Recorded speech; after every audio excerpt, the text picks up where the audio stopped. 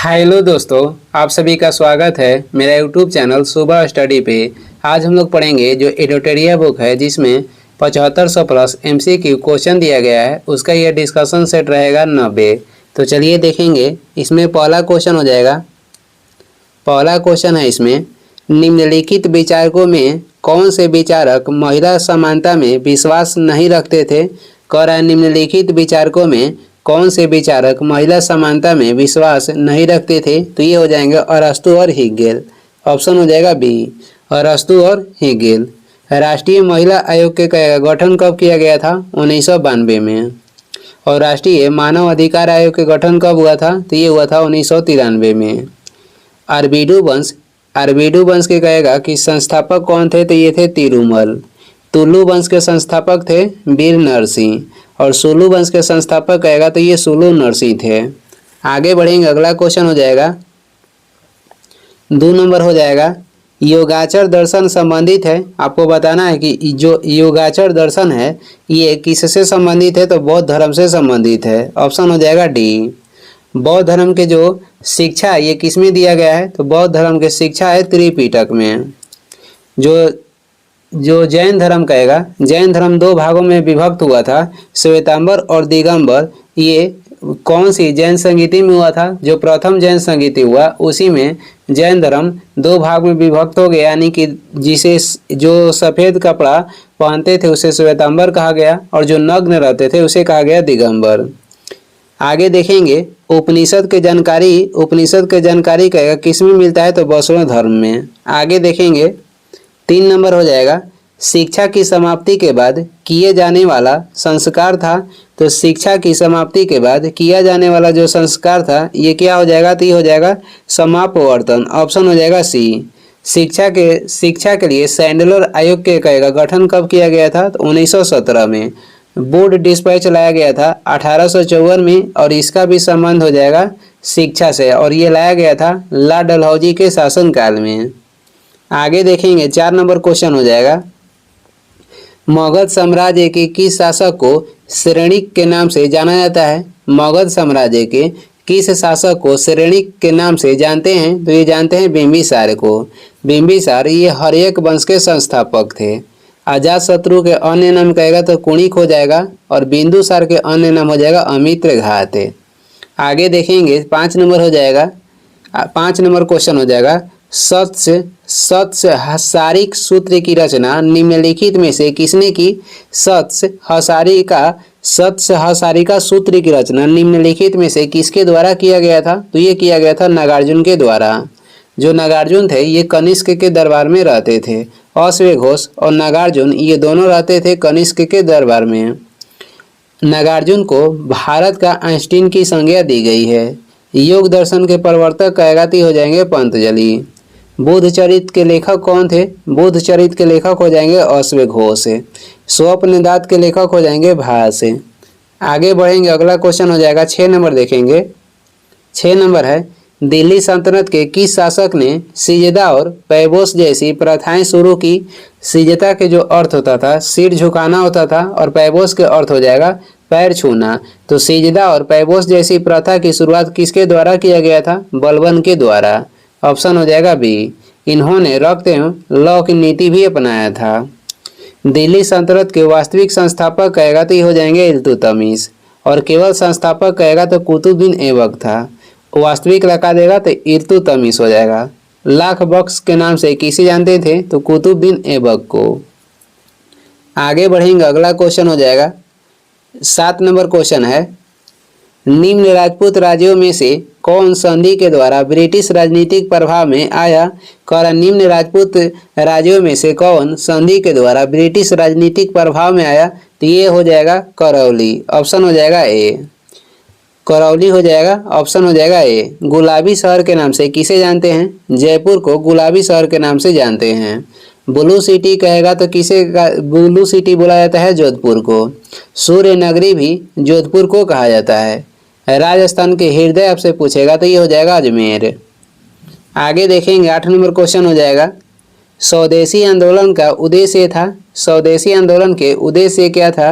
विदेशी वस्तुओं को तिरस्कृत करना यानी कि विदेशी वस्तुओं को बहिष्कार करना, यही था स्वदेशी आंदोलन का उद्देश्य। जो स्वदेशी आंदोलन हुआ था ये बंगाल के विभाजन के विरोध में हुआ था। और एक इसी से संबंधित आता है सन्यासी विद्रोह। सन्यासी विद्रोह जो है ये अलग है। सन्यासी विद्रोह का जो उल्लेख किया गया है ये किया गया आनंद मठ में। आगे बढ़ेंगे, स्थानीय स्वशासन के जनक कहेगा तो लॉर्ड रिपन को कहा जाता है। आगे हो जाएगा 1857 के विद्रोह के दौरान भारत में ब्रिटिश महिलाओं को समर्पित एक पेंटिंग इन मेमोरियम किसने बनाई थी? तो ये किसके द्वारा बनाया गया था? तो ये बनाया गया था जोसेफ नोएल पैटर्न के द्वारा। जोसेफ नोएल पैटर्न के द्वारा 1857 में पहली बार किसे 1857 की जो क्रांति हुआ था इसमें पहली फांसी दिया गया था किसको? मंगल पांडे को। और मंगल पांडे को फांसी कब दी गई थी? 8 अप्रैल 1857 को। इसे जांच के लिए किस आयोग के गठन किया गया था? 1857 की जो क्रांति था इसकी जांच के लिए पील आयोग को लाया गया था। माछीवाड़ा का युद्ध कब लड़ा गया? माछीवाड़ा के युद्ध जो था सरहिंद के युद्ध से पहले लड़ा गया था। माछीवाड़ा के युद्ध मई 1555 में हुआ था। सरहिंद के युद्ध भी 1555 में हुआ था। इसके बाद सरहिंद के युद्ध जीतने के बाद हुमायूं ने अपनी दूसरी बार शासन प्रारंभ की। दूसरी बार शासन करने वाला कहेगा मुगल शासक कौन था? तो ये था हुमायूं। और एक इसी से रिलेटेड आता है कि 2 बार राज्याभिषेक कराने वाला मुगल शासक कौन था? तो ये हो जाएंगे औरंगजेब। कलिंजर के युद्ध में शेरशाह की मृत्यु हुई थी 1545 में। पानीपत के जो दूसरा युद्ध था ये 1556 में हुआ था अकबर और हेमू के बीच। आगे बढ़ते हैं, अगला क्वेश्चन हो जाएगा 11 नंबर क्वेश्चन है, इलाहाबाद की प्रथम संधि निम्न में से किनके बीच हुई थी? इलाहाबाद के जो प्रथम संधि हुआ था ये हुआ था शाह आलम द्वितीय एवं रॉबर्ट क्लाइव के बीच। ऑप्शन हो जाएगा डी। इलाहाबाद के जो संधि हुआ था 1765 में हुआ था। बक्सर के युद्ध में कौन कौन लड़े थे अंग्रेज से? तो ये थे एक तरफ से शाह आलम द्वितीय, सुजाउद्दौला तथा मीर कासिम, और एक तरफ से अंग्रेज के नेतृत्व में कौन कर रहे थे? तो हेक्टर मुनरो कर रहे थे। और इधर से थे शाह आलम द्वितीय, सुजाउद्दौला तथा मीर कासिम। बक्सर के युद्ध 22 अक्टूबर 1764 में हुआ था। इसके बाद इलाहाबाद की संधि हुई थी 1765 में। किसके बीच? तो शाह आलम द्वितीय एवं क्लाइव के बीच। आगे बढ़ेंगे, 12 नंबर क्वेश्चन हो जाएगा, मुस्लिम लीग ने मुक्ति दिवस यानी कि मुक्ति दिवस कब मनाया? मुस्लिम लीग जो था मुक्ति दिवस कांग्रेस मंत्रिमंडलों के इस्तीफा देने पर मनाया था। ऑप्शन हो जाएगा बी। मुस्लिम लीग ने मुक्ति दिवस मनाया था 22 दिसंबर 1939 को। और मुस्लिम लीग ने सीधे कार्रवाई दिवस कब मनाया? तो 16 अगस्त 1946 को। 13 नंबर हो जाएगा, सहायक संधि स्वीकार करने वाला दूसरा राज्य कौन था? तो सहायक संधि स्वीकार करने वाला दूसरा राज्य हो जाएगा आपको, दूसरा राज्य कौन था? तो ये था मैसूर, जो कि कब स्वीकार किया था? 1799 में। सहायक संधि स्वीकार करने वाला पहला राज्य हो जाएगा कौन? तो हैदराबाद 1798 में, दूसरा था मैसूर। अवध कब स्वीकार किया? 1801 में। सिंधिया स्वीकार किया 1804 में। आगे देखेंगे, अगला हो जाएगा, अगला है नवकलेवर उत्सव का किस राज्य से संबंधित है?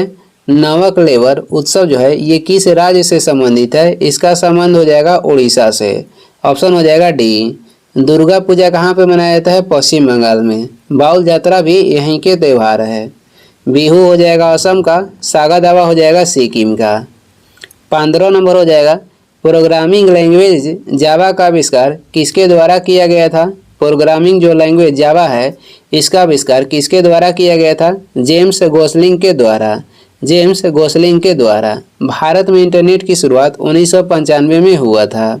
और जो कंप्यूटर के क्षेत्र में महान क्रांति आया था ये आया था 1960 में। आगे बढ़ेंगे, 16 नंबर हो जाएगा, बाड़ा लाचा दर्रा किस राज्य या केंद्र शासित प्रदेश में स्थित है? तो ये स्थित है हिमाचल प्रदेश में। सिपकिल्ला दर्रा भी हिमाचल प्रदेश में है। जो जिला दर्रा कहेगा तो जम्मू कश्मीर में है। बनिहाल दर्रा हो जाएगा लद्दाख में। और जलपला दर्रा कहेगा तो ये हो जाएगा सिक्किम में।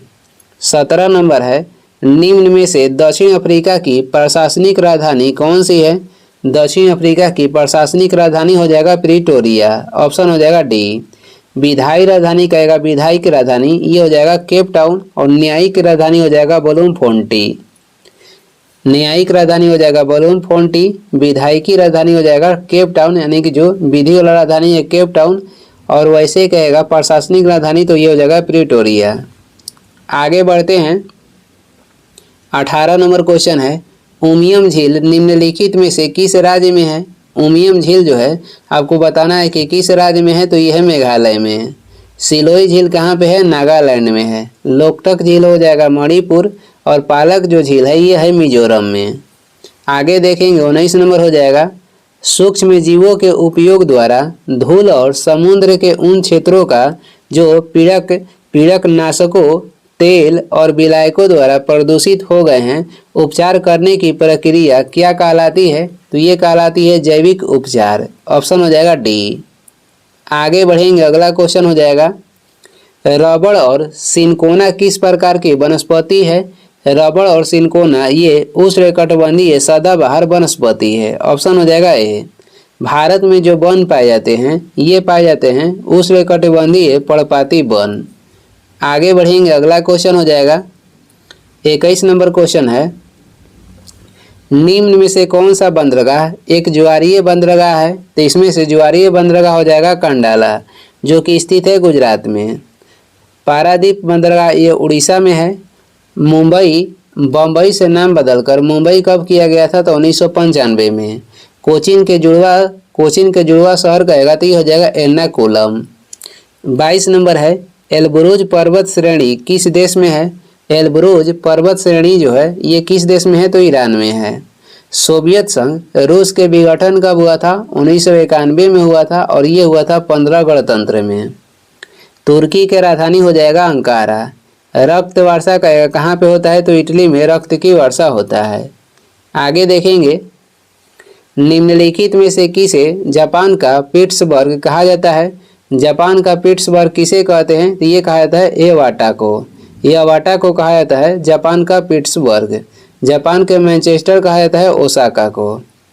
क्योटो प्रोटोकॉल जापान में हुआ था 1997 में, और ये हुआ था CO2 को कम करने के लिए। ये सम्मेलन जो था क्योटो सम्मेलन हुआ था 1997 में। कहाँ पे? तो जापान में।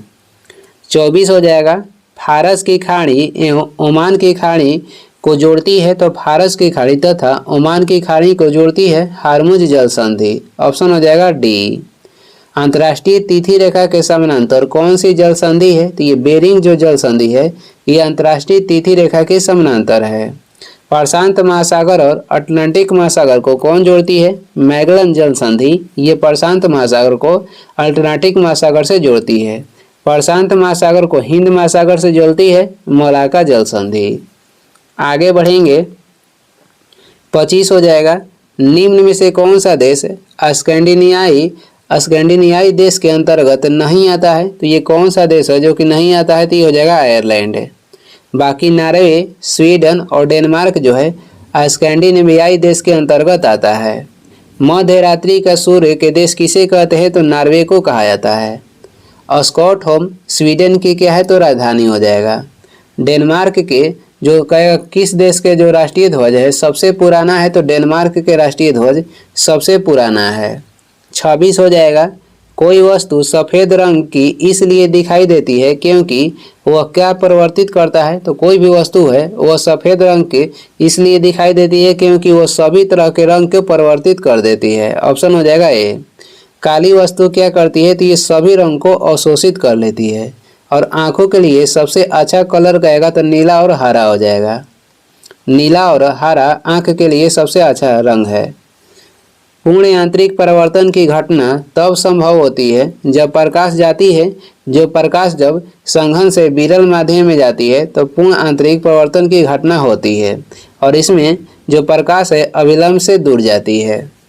आगे देखेंगे, 28 हो जाएगा, दाब के बढ़ने से ध्वनि की चाल पर क्या प्रभाव पड़ती है? तो यह अपवर्तित रहती है।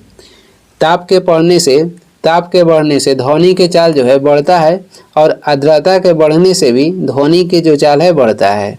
ताप के घटने से ध्वनि की चाल घटेगा, और ताप को बढ़ने से ध्वनि की चाल बढ़ेगा। दाब पे इसका प्रभाव 9 के मात्रा में पड़ता है। रात को जो ध्वनि अधिक सुनाई देती है, इसका कारण क्या है? तो अपवर्तन।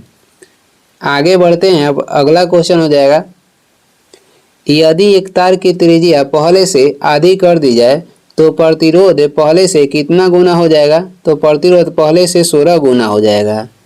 ताप बढ़ने पर अर्धचालक की चालकता क्या होती है? तो ये बढ़ता है। ताप बढ़ने पर अर्धचालक की चालकता है जो बढ़ जाता है। आगे देखेंगे 30 हो जाएगा, फ्यूज तार में होना चाहिए। तो फ्यूज तार में क्या होना चाहिए? निम्न गलनांक एवं ऊंचे प्रतिरोध। ऑप्शन हो जाएगा ए। फ्यूज तार में होना चाहिए निम्न गलनांक और ऊंचे प्रतिरोध है। फ्यूज तार जो कहेगा किसका मिश्रण होता है? तो ये सीसा और टीन के मिश्रण होता है और ये लगाया जाता है घर में श्रेणी क्रम में। और ये किस पे कार्य करता है? तो उसमें विद्युत प्रभाव पे ये कार्य करता है फ्यूज तार। आगे देखेंगे, अगला हो जाएगा, अगला है निम्नलिखित में से कौन एकल परमाणु की गैस है? तो इसमें से एकल परमाणु की गैस हो जाएगा आर्गन। और ये अक्रिय गैस है जो कि सर्वाधिक वायुमंडल में पाया जाता है 0.93%। सर्वाधिक इलेक्ट्रॉन बंधुत्व वाला तत्व कहेगा तो ये हो जाएगा क्लोरीन। वायुमंडल में सबसे अधिक पाए जाने वाला तत्व हो जाएगा नाइट्रोजन, इसकी मात्रा होती है 78%। हाइड्रोजन को भविष्य के ईंधन कहा जाता है। 32 हो जाएगा, पॉजिट्रॉन की खोज किसने की? पॉजिट्रॉन की खोज किया गया था किसके द्वारा? एंडरसन के द्वारा। और न्यूट्रॉन की खोज किसके द्वारा किया गया था? चैडविक के द्वारा। प्रोटॉन की खोज किए थे गोल्डस्टीन। और मेसॉन जो कौन है, मेसान कौन, ये खोज किए थे कौन? युकावा। आगे बढ़ते हैं, अगला क्वेश्चन हो जाएगा, अगला है इसमें क्वेश्चन 33 नंबर क्वेश्चन है, रेयॉन निम्न में से किससे निर्मित होता है? जो रेयॉन है ये निर्मित होता है सेलुलोज से। हाइड्रोकार्बन के उदाहरण हो जाएगा एथिलीन। एथिलीन हो जाएगा हाइड्रोकार्बन के उदाहरण। असंतृप्त कार्बन के उदाहरण कहेगा असंतृप्त कार्बन यौगिक के उदाहरण हो जाएगा प्रोपिलीन। प्रोटीन के पाचन करने वाला एंजाइम कहेगा तो ये हो जाएगा ट्रिप्सिन। 34 है, निम्न में से किसे हॉर्न सिल्वर कहा जाता है? हॉर्न सिल्वर किसे कहते हैं? सिल्वर क्लोराइड को हॉर्न सिल्वर कहा जाता है। चंद्र कास्टिक किसे कहते हैं? सिल्वर नाइट्रेट को।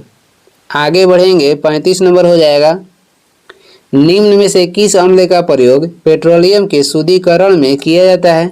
पेट्रोलियम के शुद्धिकरण में किस अम्ल का प्रयोग करते हैं? तो ये हो जाएगा सल्फ्यूरिक अम्ल। इसे रसायन के राजा भी कहते हैं। नाइट्रिक अम्ल का प्रयोग किस में होता है? उर्वरक में नाइट्रिक अम्ल का प्रयोग होता है। हाइड्रोक्लोरिक अम्ल जो है ये पाचन में सहायता करता है। कार्बनिक अम्ल इसका प्रयोग शीतल पेय जल में किया जाता है। 36 हो जाएगा, मेढक निम्नलिखित में से किसके द्वारा श्वसन करते हैं? तो मेढक जो है आपको बताना है कि किसके द्वारा श्वसन करते हैं। तो ये त्वचा तथा फेफड़ा ये दोनों से श्वसन करते हैं। ऑप्शन हो जाएगा डी, बी तथा सी दोनों। त्वचा से श्वसन करते हैं या फेफड़ा से। केचुआ भी किससे श्वसन करता है? तो त्वचा से। केचुआ त्वचा से श्वसन करता है और केचुआ आता है एनेलिडा संघ के अंतर्गत। आगे बढ़ेंगे, 37 हो जाएगा, किस संघ के जंतुओं में पुनरुत्पादन की विशेष क्षमता होती है? किस संघ के जंतुओं में पुनरुत्पादन की जो है विशेष क्षमता होती है? तो ये किस संघ के जंतु में? इकाइनोडर्मेटा संघ के जंतु में। इकाइनोडर्मेटा संघ के जंतु में पुनरुत्पादन की जो विशेष क्षमता ये होती है। ऑप्शन हो जाएगा ए। समुद्री जीव या स्टार फिश कहेगा ये किसके अंतर्गत आता है? तो ये आता है इकाइनोडर्मेटा के अंतर्गत। जोक और केचुआ ये एनेलिडा संघ के प्राणी है। जंतु जगत के सबसे बड़ा संघ कहेगा तो ये हो जाएगा आर्थ्रोपोडो। आर्थ्रोपोडा होता है। आर्थ्रोपोडा जो है ये जंतु जगत के सबसे बड़ा संघ है। सिलिटेंट्रा या निडेरिया ये इसी संघ के नाम में है। आगे देखेंगे, 38 नंबर हो जाएगा, टेकोफेराल किस विटामिन का रासायनिक नाम है? तो टेकोफेराल जो है ये विटामिन ई के रासायनिक नाम है। विटामिन ई के कमी से मानव शरीर में जनन क्षमता में कमी आ जाती है। विटामिन बी12 में कोबाल्ट पाया जाता है, इसका रासायनिक नाम हो जाएगा साइनोकोबालामिन। विटामिन के की कमी से रक्त जो है रक्त के थक्का बनने में ये सहायता करता है। विटामिन के इसका रासायनिक नाम हो जाएगा फिनोकिनोन। एकमात्र विटामिन डी है जो कि हार्मोन के रूप में पाया जाता है। इसका रासायनिक नाम कहेगा तो कैल्सीफिरोल हो जाएगा। 39 नंबर है, मुस्लिम समुदाय के लिए पृथक निर्वाचक मंडल का गठन किस अधिनियम के द्वारा किया गया? तो ये कौन सा अधिनियम के द्वारा हुआ था? भारत परिषद अधिनियम 1909 अधिनियम के तहत। भारत सरकार अधिनियम 1919 के तहत भारत में महिला को वोट देने का अधिकार दिया गया था। बर्मा से भारत से जो बर्मा अलग हुआ, भारत से बर्मा अलग हुआ था। भारत शासन अधिनियम यानी कि अधिनियम 1935 के तहत कब? तो 1937 में। भारत शासन अधिनियम 1935 को किसने एक ऐसा कार बताया जिसमें इंजन तो है लेकिन ब्रेक नहीं? तो ये कौन बताए थे? तो ये बताए थे जवाहरलाल नेहरू। आगे देखेंगे, अगला क्वेश्चन हो जाएगा 40 नंबर। निम्न में से कौन संविधान सभा के मूल अधिकार उप समिति के अध्यक्ष थे? निम्न में से कौन संविधान सभा के मूल अधिकार उप समिति के अध्यक्ष थे? तो ये थे जेबी कृपलानी, और ये आज़ादी के समय कांग्रेस के अध्यक्ष भी थे। संघ समिति के अध्यक्ष कहेगा तो जवाहरलाल नेहरू हो जाएंगे। और संविधान सभा के पहला उपाध्यक्ष कौन थे? हरीश चंद्र मुखर्जी, ये संविधान सभा के पहला उपाध्यक्ष थे। प्रांतीय सभा के अध्यक्ष कहेगा तो सरदार वल्लभ भाई पटेल थे। 41 हो जाएगा, संयुक्त राष्ट्र सुरक्षा परिषद में कितने अस्थायी सदस्य देश है? तो इसमें अस्थायी सदस्य देश की संख्या हो जाएगा कितना? तो 10 है। और इसमें अस्थायी देश की संख्या हो जाएगा 5 है। और ये हो जाएगा अमेरिका, ब्रिटेन, रूस, फ्रांस तथा चीन।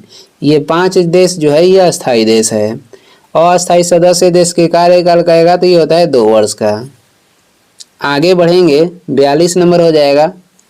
भारतीय संविधान का निम्न में से कौन सा भाग संविधान की आत्मा कहा जाता है? तो कौन सा भाग है जिसे संविधान के आत्मा के नाम से जानते हैं? तो संविधान की प्रस्तावना, ऑप्शन हो जाएगा ए। संविधान की प्रस्तावना में 3 प्रकार के न्याय का उल्लेख है। ये हो जाएगा 3 प्रकार के न्याय जो है आर्थिक हो जाएगा, उसके बाद हो जाएगा सामाजिक, और उसके बाद हो जाएगा राजनीतिक। ये 3 प्रकार के न्याय जो है प्रस्तावना में इसका उल्लेख मिलता है। राज्य के नीति निर्देशक जो तत्व है ये लिया गया है आयरलैंड से। भारत की प्रस्तावना तथा मूल अधिकार जो है ये अमेरिका से लिया गया है। और प्रस्तावना की भाषा कहेगा तो ये लिया गया है ऑस्ट्रेलिया से। आगे बढ़ते हैं, 43 हो जाएगा। भारतीय संविधान के किस अनुच्छेद में यह उल्लेख किया गया है कि भारत के प्रत्येक नागरिक को अपनी विशिष्ट भाषा, लिपि एवं संस्कृति को बनाए रखने का अधिकार होगा? तो ये कहेगा किस अनुच्छेद में इसका उल्लेख है? तो अनुच्छेद 29 में है। आगे देखेंगे, अगला क्वेश्चन हो जाएगा, वित्त आयोग के अध्यक्ष व सदस्यों की नियुक्ति किसके द्वारा की जाती है?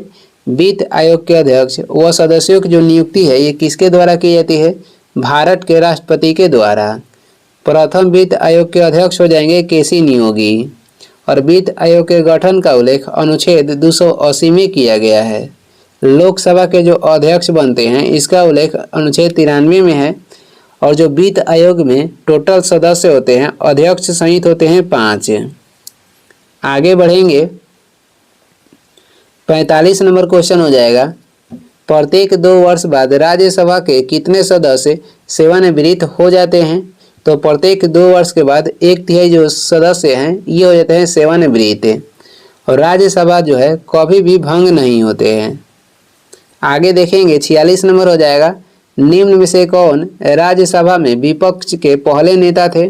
राज्यसभा के विपक्ष में कह रहा है कि पहले नेता कौन थे? तो ये हो जाएंगे श्याम नंदन मिश्रा। ये राज्यसभा के विपक्ष के प्रथम नेता थे। लोकसभा के विपक्ष के प्रथम कहेगा नेता कौन थे मान्यता प्राप्त? तो ये हो जाएंगे राम सुभग सिंह, ये थे लोकसभा के। आगे देखेंगे, 47 हो जाएगा, नमेरी नेशनल पार्क किस राज्य में स्थित है? नमेरी जो नेशनल पार्क है ये आपको बताना है कि किस राज्य में है। तो ये है असम में। काजीरंगा नेशनल पार्क भी असम में है। नोकरेक कहाँ पे है? तो नोकरेक हो जाएगा मेघालय में। कंचनजंगा हो जाएगा सिक्किम में। और कैबुल लामजाओ नेशनल पार्क ये हो जाएगा मणिपुर में। और ये तैरता हुआ नेशनल पार्क है। 48 हो जाएगा, निम्न में से किन वस्तुओं पर मांग और आपूर्ति का नियम लागू नहीं होता है? किन वस्तु पे लागू नहीं होता है? गिफिन वस्तुएं पे। मांग और आपूर्ति के सिद्धांत किसने दिया था? अल्फ्रेड मार्शल दिए थे। आगे बढ़ेंगे, अगला हो जाएगा 49 नंबर, सांविधिक सांविधिक तरलता अनुपात के संबंध में निम्न में से क्या सही नहीं है। सांविधिक तरलता अनुपात के संबंध में कह रहा है निम्न में से क्या सही नहीं है, तो ये हो जाएगा ऑप्शन सी। इसे बैंक अनिवार्य रूप से नगद में आरबीआई के पास रखती है, जो कि यही सही नहीं है, ये नहीं रखती है। आगे देखते हैं, अगला क्वेश्चन हो जाएगा 50 नंबर क्वेश्चन देखेंगे। फ्रेंच गुयाना की राजधानी कहाँ पे है, तो फ्रेंच गुयाना की जो राजधानी है ये हो जाएगा कायेन। कायेन हो जाएगा फ्रेंच गुयाना की राजधानी।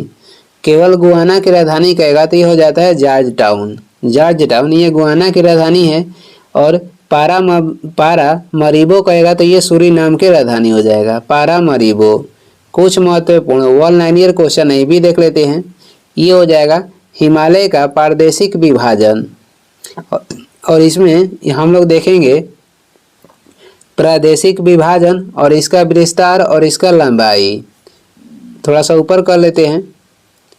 जो पंजाब हिमालय के विस्तार है ये किसके बीच है, तो पंजाब हिमालय के जो विस्तार है ये सिंधु एवं सतलज के मध्य है। इसकी लंबाई कहेगा तो 560 किलोमीटर है। कुमाऊं हिमालय के विस्तार या पूछे कुमाऊं हिमालय जो है किसके बीच है, तो सतलज एवं काली के मध्य ही है, सतलज नदी तथा काली नदी के मध्य। नेपाल हिमालय कहेगा तो काली तथा तीस्ता के मध्य है। असम हिमालय हो जाएगा तीस्ता एवं दिहांग के मध्य। और इसमें से सबसे लंबा कहेगा तो ये हो जाएगा नेपाल हिमालय, जो कि 800 किलोमीटर है। आगे बढ़ते हैं, अगला क्वेश्चन हो जाएगा।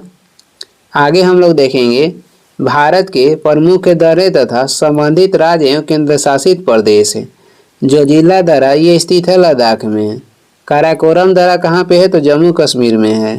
पीर पंजाल दर्रा कहाँ है, जम्मू कश्मीर में। बनिहाल दर्रा कहाँ पे है, तो ये जम्मू कश्मीर में है और ये लद्दाख में भी है। अधिकांश मात्रा इसका कहाँ पे है, लद्दाख में। बुर्जिल्ला दर्रा कहेगा तो ये जम्मू कश्मीर में है। सिपकिल्ला दर्रा कहेगा तो हिमाचल प्रदेश हो जाएगा।